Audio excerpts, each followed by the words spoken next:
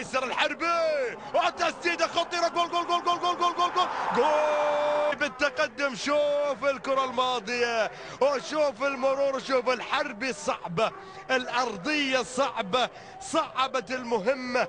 وحنتول مع الدقيقه رقم 43 يأتي بالهدف الأول لمصلحة التعاون، والتعاون إذن ب1-0.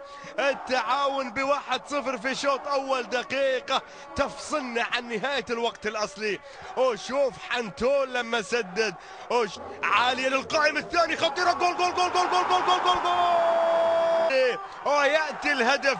شوف الكرة، شوف الخطأ اللي كان في الخروج حارس المرمى، برافو. يأتي شاكير رجيبي المقدوني ويأتي بالهدف، ولكن يبدو لي الاسم الأفضل واللي له طعم السكري،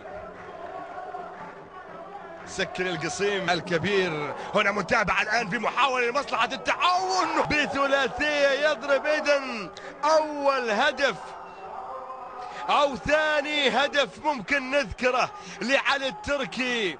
هو الهدف الأول لعلي التركي، إذن الهدف الأول لعلي التركي اللي سجل في الدوري مع فريق التعاون. هنا شوف المحاولة وشوف المرور، والتركي من خارج منطقة الجزاء بهدف ثالث.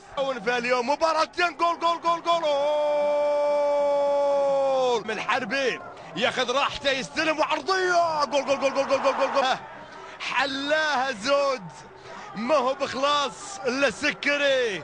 وشوف العرضيه، وشوف هنا تشوف تابع دوغان روزيتش، و4 للتعاون مقابل هدف للفيصلي.